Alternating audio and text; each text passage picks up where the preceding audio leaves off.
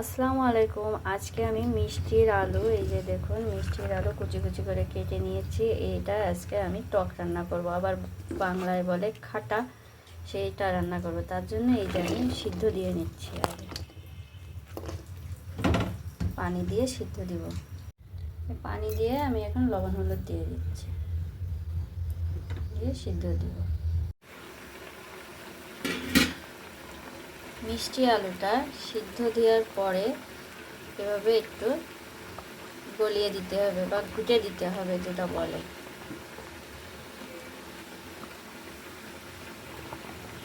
আর একটু হবে, কারণ হলো এখনো সিদ্ধ হয়নি ভালো করে। আবার আমি কেটেছি মিষ্টি আলুটা, আমি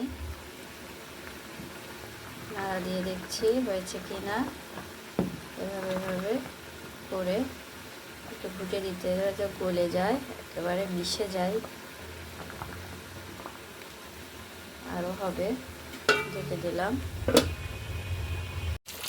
এখন এটা আমি এভাবে এভাবে করে সিদ্ধ হয়ে গেছে। যেহেতু টক রান্না করব, এভাবে এভাবে ঘুটে দেবো, ঘন হয়ে যাবে।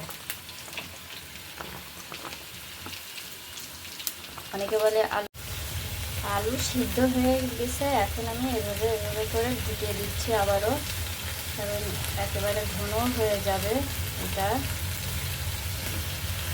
এখন আমি এর ভিতরে এই যে তেঁতুল দিয়ে দিচ্ছি, তেঁতুলটা দিয়ে দিলাম, দিয়ে এটা আবার তেঁতুলটাও ঘুটে দেব। এরকম ঘন হয়ে আসছে, এটা আরও কিছুক্ষণ জাল দেব। গাইস, এই যে মিষ্টি আলুর জন্য আমি এই যে রসুনটা দিয়ে দিলাম, রসুন চাপা, এটা আমি লাল লাল করে ভেজে নেব। তেলে দেওয়া জিনিসটা সবসময় লাল লাল করে ভেজেই নেওয়া হয়। সরিষা দিয়ে দিচ্ছি, রসুন দেওয়ার পরে এই যে সরিষাটা দিয়ে দিলাম। এখন আমি মিষ্টি আলুটা এই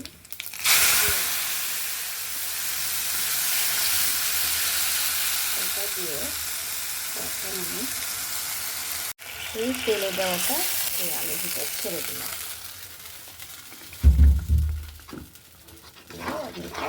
নাড়াচাড়া দিয়ে মিষ্টি আলুর তেলে দিলাম।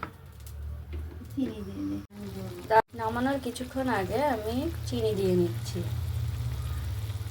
টক মিষ্টি হবে এই কারণে। যেহেতু বলেছি মিষ্টি আলুর টক, একটু মিষ্টি হলেও ভালো হয়, সেজন্য একটু মিষ্টি দিয়ে দিলাম। তৈরি করে ফেললাম মিষ্টি আলুর টক মিষ্টি, টক যেটা বলে।